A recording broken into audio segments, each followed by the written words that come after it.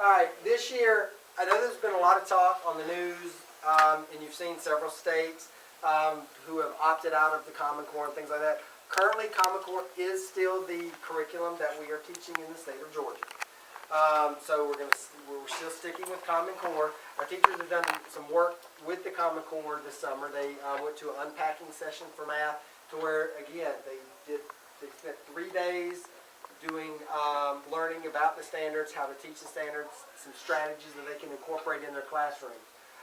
Some of the things about the Common Core that I'm sure you've seen, it is a different way.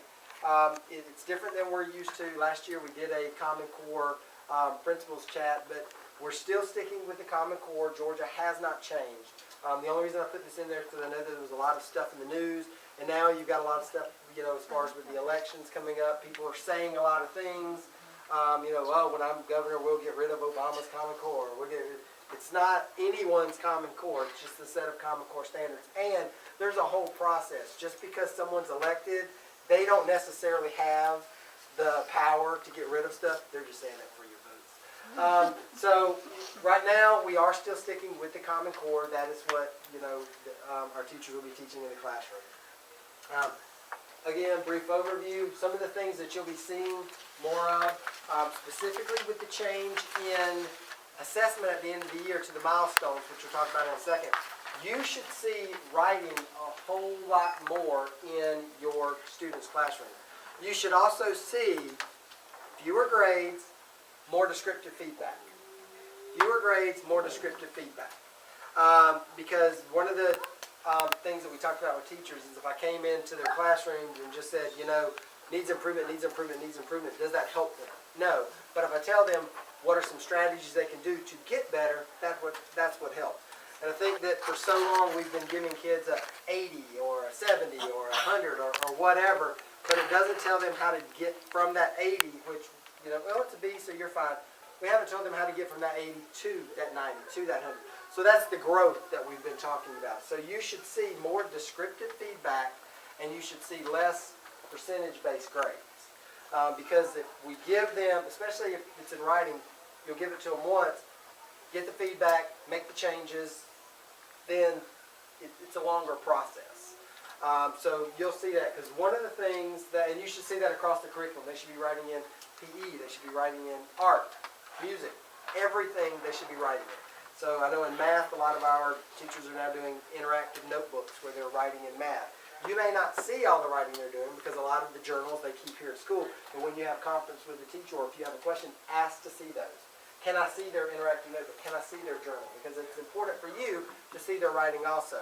But we have discovered that when you send writing home, it doesn't always make it back. So we are kind of greedy to a degree with what we have. But ask to see those things. Which brings us to the Georgia Milestone Assessment. When we implemented the Common Core 3 or 4 years ago, we were part of what was called the PARC assessment. PARC Consortium, I'm sorry. So with the PARC Consortium, that was 26 states that were together, 2 consortiums, Smarter Balance and PARC. We were part of the PARC Consortium. So once we joined the PARC Consortium, we were going to take the PARC assessment beginning in the 14-15 school year. That was when it was going to be implemented. Well, it was very expensive, so Georgia, of course, dropped out of the PARC Consortium. So then they decided what they're going to do is they are going to hire a company, and they hired McGraw-Hill to write a PARC-ish test for the state of Georgia. Now, when we say PARC-ish, what they're going to do is they include a lot of things. They include constructive response questions, selective response questions, and questions that move beyond low-level recall questions. When you look at our questions on the CRCT, it's a lot of low-level, can you identify this? Can you recall this? Can you label this? It's all very low recall. So what they've done is they are making our depth of understanding, the questions match the depth of understanding of what our teachers are doing. When you look at the Common Core standards, if you've gone and looked at them, there's a lot of standards that say students will explain, students will describe, students will justify. But in the CRCT, there was no explain, describe, or justify. So the assessment that we were assessing students on did not match up with the curriculum. So a lot of the things that you see on Facebook or Twitter where they're tearing down the Common Core. Why do they need to learn how to do math like this? Because the new assessment is going to match that. To where they're going to be asked in math to draw models, solve it using algorithms, and then tell why did you do this. So they're going to increase some of those things. Instead of reading a passage and just answering a comprehension question, they're going to be asked why did the character do this. So there's going to be constructed response questions. In the language arts portion, or in the reading portion, there are going to be, I believe, 3 constructed responses, which is they're going to read a passage and then they'll get something specific about that passage that they'll have to write about, like a paragraph or something. And then there's going to be 1 selected response question. The selected response question is where they're going to actually have to write, beginning, middle, end. They're going to have to write a paper-ish on that. Not a huge one, but it's going to have to be a response that they are developed all the way. They can develop their ideas where it shows that they've developed that. Now, one of the things they've done with the milestones is 5th grade will no longer take a 5th grade writing assessment. They are going to assess our students' writing through the milestones. So they're combining our assessments that we give. So what that means is they're going to apply the criteria for the writing assessment to the selected response that the 5th grade students do. So they're going to look at idea, organization, convention, and style on that selected response. So our students are going to have to be able to fully discuss the topic. They're going to have to express their ideas, and they're going to have to bring it to a conclusion. So that's why writing is a lot more important now. And there's still going to be a section of multiple choice questions to answer, but they're going to be different kinds of multiple choice questions. In October, we're actually going to have a talk on assessment. I don't have the date with me, but we're going to talk about assessment. We're going to talk about milestones. We're going to talk about ITBS. We're going to talk about COGAT, all the different types of assessments they take and how we can be prepared for that. But our teachers are increasing the writing, increasing the feedback, conferencing with students to prepare for this test. In fact, this summer, our 3rd, 4th, and 5th grade teachers came in and they worked on creating assessments that were going to mirror the Georgia Milestones. Now, the good thing about Georgia Milestones is they hired McGraw-Hill to write Georgia Milestones. McGraw-Hill is also the company that the Smarter Balance Consortium, they hired McGraw-Hill to write their Smarter Balance assessment. So those are both Common Core based assessments. Well, they're a company. They own the questions. You're going to see a lot of crossover. So we're using the smarterbalance.org website to look at how these questions look, how to prepare our students. So we do have resources. Even though Milestones has not been written, no one has seen it yet, we do have something we can look at to give us an idea of what it'll be like. Another good decision the CAB has made is our new math series, and I'm sure you've all seen some of the stuff, and if you didn't know, we got a new math series. It is also a McGraw-Hill product, and it's based on the Common Core. So at least there's some alignment with the company that's doing it. And normally when they do that alignment, you'll see a common thread going through there. So there's some good stuff about this. There'll also be performance tasks. With our performance tasks, they'll be asked they'll get a problem and they'll have to solve multi-steps to solve that problem. So you'll see more performance tasks instead of asking one question about habitat in science, they may be given a problem that they have to solve using their knowledge about habitat. So those are some of the things you'll see in the Georgia Milestones.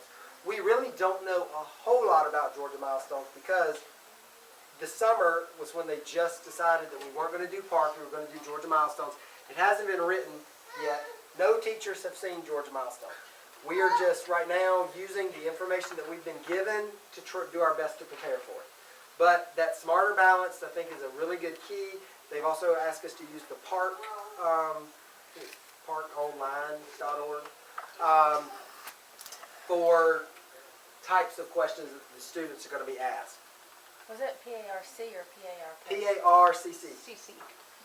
So when you have a switch like that from one type of testing to a different type of testing, what can you typically expect with the grades or the scores? I mean, What does that look like? John Barge, who is the superintendent for the state of Georgia, got on the news and he basically told the state of Georgia, you need to prepare for a huge dip. Because right now, because normally in this presentation, I go over what our goals are for this year based on the goals from last year. We've set goals, how we're moving towards them. Right now, we really have no goals for this year because we have no baseline data. I can show you the CRCT, but it's not a comparison to comparison. We don't know how they're going to rate us in the Georgia milestones, what our things are going to look like. Now, one thing we can do is look at New York. New York started their Common Core assessment 2 years ago. The first year, they went down. But after they went down, now teachers know what to expect, things like that. You've seen a rise this second administration of the test. You've seen it start to go back up. So John Barch has let the state know, and that's the one good thing they're doing to support the schools is letting people know there's going to be a dip across the state. But what we're going to do is we're going to look at this. So if we all go down, that's fine, but I need to get closer to these schools. So if we all go down, that's fine, but if I can close the gap with some of these schools, that's what I'm going to look at to see if we've made gains. I think it gets published in this next year, the scores, they're obviously going to put an asterisk all over it saying we have nothing to compare this to because the scores that have been published previously don't even match. They're not apples to apples. Correct. So it's probably going to be published or educated or communicated somehow to the community, right? We're hoping it is. Okay. You know, I mean, but we can't control it. And like I said, John Barge is on his way out. So this is the first time the superintendent has ever stood up and said, hey, we're going to go down in scores. You know, but he doesn't care because he's going out. So that's the good thing that he has done to support. And that's why it was on the news too, because it's the first time that's ever happened. But looking at other states that have incorporated the Common Core, we've seen that they've gone down, so we can expect that dip. And honestly, our students aren't ready for that. Our students are ready for fact-based questions. They're not used to how we're going to do it. That's why we've had a couple of years to do it, and that's why we are moving less towards percentage-based and more towards let's give that feedback so we can move them to where they need to be. That's a lot. I was going to ask that question as far as, because the students are so used to multiple choice and things like that, are the teachers taking the time to teach them how to explain, giving, you know, the beginning, middle, and end, and how they need to actually be writing it so that it's what is expected for the testing?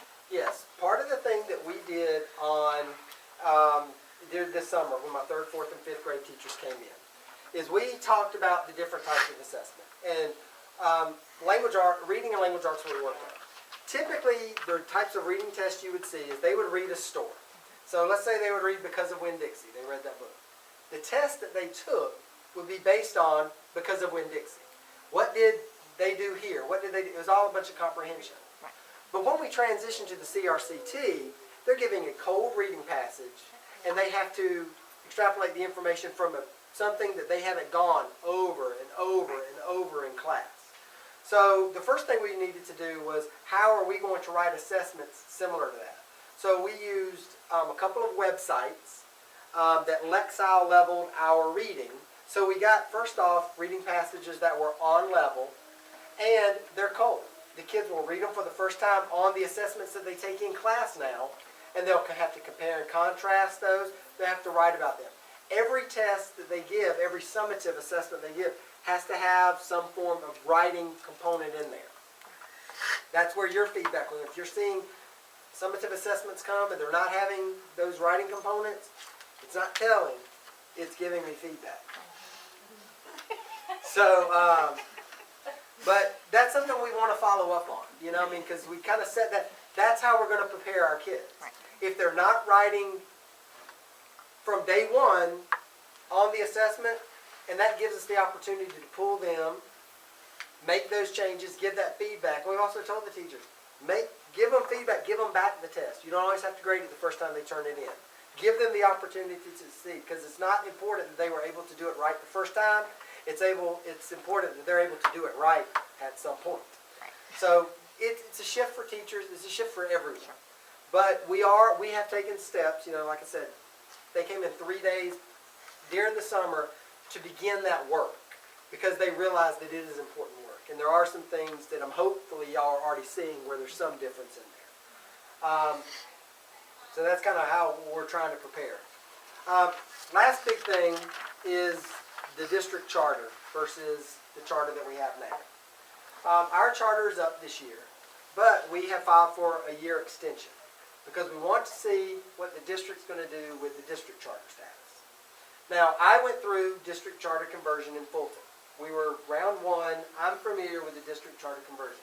How it's going to look in DeKalb versus how it looks in Fulton, I don't know how that's going to look. But I can tell you that the company that they used in Fulton is the same company we're using in DeKalb. The company we're doing, know the lady very well that's doing it. So I'm hoping that it'll be a lot of the same, which will put us ahead because I've already gone through this. Now, when you're talking about what the changes are going to be, right now we have an independent charter. We're a conversion charter. So in our conversion charter, there are certain exemptions that we've applied for.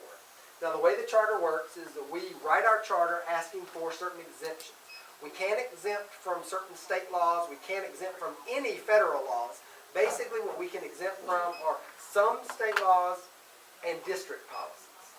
So we write our charter asking for certain exemptions, and we give it to the district. The district either says, yes, we approve this and sends it to the state, or they say, no, we don't approve it, you're out of luck. That's kind of how it runs right now. Right now, the district has no dog in this fight. If we're not a charter school, they don't care. Because that means we follow the rules, we're still fine. They don't care. Now, 3 or 4 years ago, the state said every school had to make a choice. They had to go status quo, saying everything is good, we're just going to stay the way we are. With status quo, that means there's a lot of oversight from the state to make sure you're meeting goals. They had to go IE squared, which I don't really know anything about IE squared because we didn't do that, or they go district charter. So what district charter does is basically they write a set of exemptions from state law that every school has. And then schools write a strategic plan. In that strategic plan, that's where we write things about our accelerated program. That's where we write things about possibly testing kids for gifted in 2nd and 4th grade. That's where we write our exemption for how we run our curriculum program. Now, once we write our strategic plan, it's the same thing. We submit it to the county, and they either say yes or no. The difference is, in order to keep your district charter status, in order for DeKalb County to retain their status, which is required by law that they have to give schools a certain amount of autonomy. So now there is a state piece where the state is overseeing, are you giving the schools the autonomy that we require? So now DeKalb does have a dog in the fight. They have to make sure that every school has a strategic plan, that every school has a certain level of autonomy so that they retain their district charter status. So so if we're beginning our accelerated program, or we're beginning our program with specials, or if we start testing kids in 2nd and 4th grade for gifted, those are things that we will write in our strategic plan that will go under the district charter status. Now, we still have the option, and the reason we filed for the extension on our current charter is because if the district charter doesn't look like what we want, we can still go over here to conversion charter. So right now we have options, but we don't want to spend a lot of time writing a charter or doing all this work if the district is going to do all the hard work for us and all we have to do is write a strategic plan but still get the same benefits. So by filing for a year's extension, we get to sit back and kind of weigh our options instead of rushing into something. And we don't really lose anything. Right now we're still under charter, everything is good, they've just extended it for a year, and then we can make our decision once DeKalb rolls out whatever they're going to do with district charter. Does that make sense? Alright, does anybody have any questions? Yes, ma'am. Well, I wanted to make a comment and a question.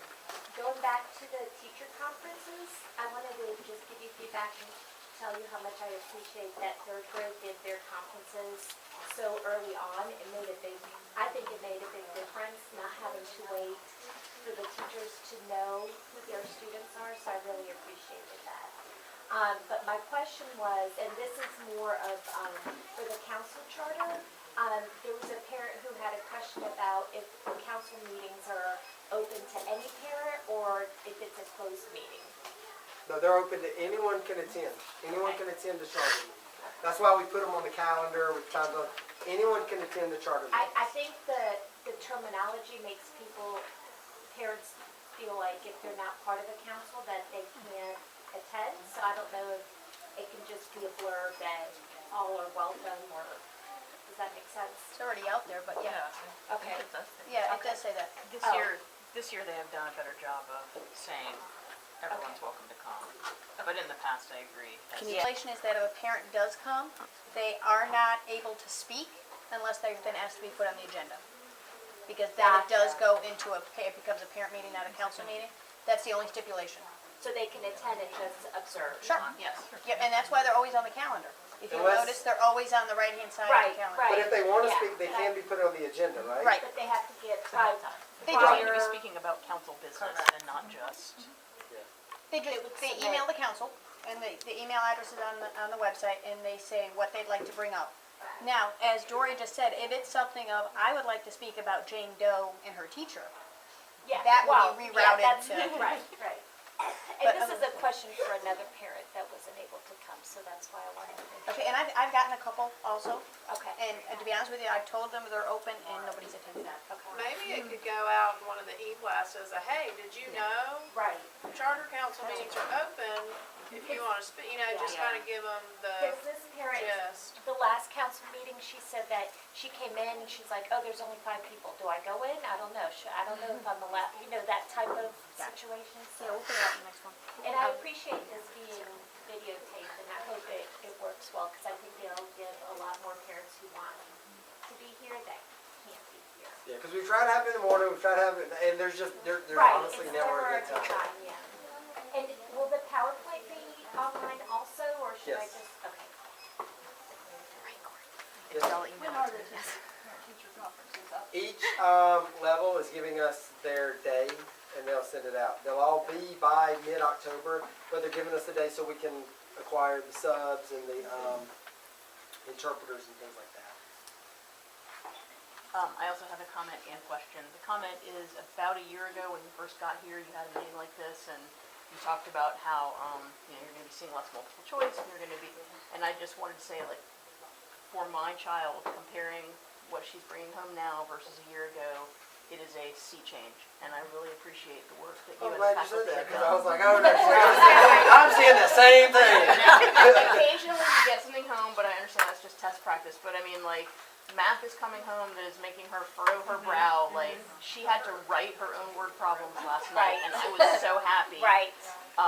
That was great. Even the reading log, I noticed that it's not just, here's the book I read. They have to actually write a couple sentences about the reading that they did, and like small changes like that, I just think. And it is a process. I mean, it takes a while, because if we just suddenly went wham and moved them all the way over on that spectrum, we want to challenge but not frustrate. And I just think even the small changes to me have been very noticeable, because there's less complaining about the homework, because now the homework's actually not just, okay, let me answer these 4 bubbles, and it's not tedious. I would encourage you, I hope you're giving that feedback to the teachers too, that we appreciate the type of work that you're sending home. So, because although they like to hear from me, y'all are their customer base, they really like to hear from y'all a lot more. My question is, on the demographics, we looked at ethnicity here. I know that you have talked in the past about socioeconomically the demographics and whether we could get Title I status, which would get us a lot more funding. Where are we on that? All right, so let me talk about Title I, since you asked. Right now, the percentage is if we have 56% free and reduced lunch. And the important thing to remember, and this is what we hear a lot, Title I has nothing to do with academics. Same kids are going to be coming to this school. We're still going to do the same things that we're doing to academically get them up. Title I is 100% socioeconomic. A lot of times, people tie Title I into low-performing schools. There are Title I schools that outperform other schools. Because when you have a Title I school, your budget goes from the $63,000 that I have now to $300 and something thousand, which means I can purchase additional teachers to support those students, which makes our class sizes smaller. They get additional support, and we have resources. So doing that, all it does is it gives us a bigger pot. Now, we have been working on that. The way that we get our free and reduced lunch is the applications that they fill out for free and reduced lunch. Now, there are a lot of people that probably would qualify for free and reduced lunch that just don't fill out the application because they don't think they would qualify. And there's not a lot of things that they ask for that. You fill out the application, you're either approved or denied. Now, one of the things that we're asking them to do is reduce that percentage. This is not solidified yet, but we are on the docket to possibly be identified as either a targeted assist or a school-wide Title I next year. Now, what targeted assist is we look at the percentage of students that are free and reduced, and we get additional funds based on that percentage. If we're school-wide Title I, we just get money for every kid gets allocated a certain amount. Now, either way, it helps us because it's going to increase our budget. But we are on the docket to review that for next year. And this year, I mean, and really because we've restructured our math and because we've done some unorthodox things as far as have our gifted teachers teach, and our ESOL teachers teach, and our EIP, which isn't something that commonly happens, but we're being underserved right now. That's how we've added the 2 additional positions, and we're about to go for a 3rd one. So we're getting more support to support those. But if we get to be targeted assist or Title I, that's just going to increase our budget. We're going to have the same kids. We're not going to send anybody here that's not already here. You know, all it's going to do is increase our budget. So Title I know some people view it as a bad thing. It's not a bad thing because all it does is it gives us a bigger budget. That does give us the resources we need. And that is really what, you know, besides parental involvement, community involvement, resources also have that. You know, because we'll be able to purchase some of the things we need to engage our students and to lower class sizes because we'll get just additional support. So that's kind of where we are with Title I. We are on the docket. I don't know if we're going to, it all depends on percentages. It depends on where we end at this year. And it's really getting a good push for everybody to fill out the free and reduced lunch applications. Because I will know that. To push that? Ma'am? What are we doing to push that? Well, we've had conversations with, you know, like I said, when we go to the apartment complex, we've talked about that. We sent them home. You know, I mean, we've just made it more available. And we've tried to make that population that applies for that more comfortable. Because a lot of our Latino families won't apply because they think that it's going to be attached to their legal status. Like, this is going to be indicator that I'm not legal, and they're going to come at, you know, and that's why we had the MALDEF program here, so that we can get it out in the community that we're not turning this into anybody. This is just going to give your kid free or reduced lunch. And that's because we can't force everybody to fill it out. All we can do is offer it. Now, one thing we are doing is there are a lot of, in the past, when they fill it out, if they filled it out incorrectly, they would get rejected. It was done there. We're pulling all that, and we're going back to those people to help them fill it out. Thank you. Now, just to kind of continue that is, I know you keep saying Latino families, but you also said at the beginning of that a lot of families would qualify for it, but they don't know about it. So why not send like a letter home to everybody school-wide, or even e-blast it or something? Because I know you're going and telling the Latino community and, you know, posting it in their meetings, but not everybody else. You know, there are families that, you know, they lose their job and they could fill it out at any point in time throughout the school year, but they don't know that. Now, at the beginning of the year, we did send something out about it, and we did. Now we did. It wasn't the form, or it's just. Was there not? I don't think the form went out, but I think a letter went out. Yeah, because I know that, and that's one thing. And we tried to send the form home because we normally don't send the form home. And we tried to send the form home this year, and as far as, and the reason that I say Latino, it's not to say that they're the only ones that qualify. They're just my largest number, and they're the ones that, and that community seems to be the community that, because of the language barrier thing, don't fill out the form incorrectly, or they have a lot of hesitancy. Normally, parents who understand how the education system works, because that's one of the reasons that we have the MALDEF program, is there's not a clear understanding of when they come here how the education system in America works. I mean, when we had the conference with them the other day, they, some of them were talking about in Mexico, if the parents don't volunteer, they charge them $50 with a surcharge. Or if they don't do certain things, there's penalties. But in Mexico, they're saying that in Mexican schools, there are penalties for parents that don't do certain things. Whereas in America, your kids get to come. There are parents that we may never see. They just put their kids on a bus. They never work with us. We never come to conferences, never volunteer, never anything. But that does not preclude their kids from coming to school. And that's kind of what we're letting them know. And also that school is a safe place. Even it doesn't matter if you're legal or not. You send your kids to school, nobody reports any of that. So the only reason I was saying that, kind of, I guess, singling out that community is that is our largest percent of free and reduced lunch, and that's also the population that has the most difficulty understanding it. But you are right. We can send something out that says, hey, these are available. And I have to look at what the guidelines are, because I know that there are some guidelines as far as pushing it. We can send it through the e-blast. And I only say that because Dunwoody High School has now done it for the second week in a row, and because I think it's due September 19th. It's really And I don't know close what those deadline. guidelines are. I just know that there are some guidelines as far as. It's too late. No, we could send, yeah. It just Does pays what they have. Does the CAP have their application online?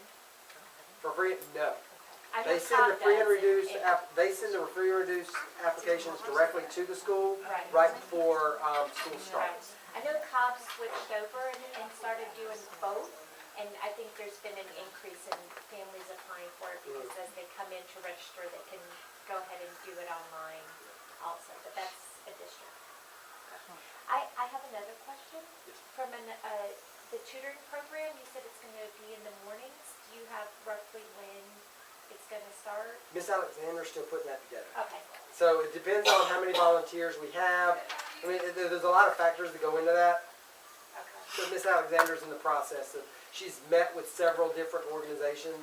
So she's putting, right now they've asked for what are the times you could use people, and then they're going to match up those times possibly with, if they have senior Wednesdays, they bring them here or whatever. And if there's any organization, I'm going out into the community, so if there's any organizations that I should be going to, or you think, your neighbor would be great, please just feel free. I'll send you the form, I'll send you the letter. If you want me to go somewhere, I'll be happy to do it.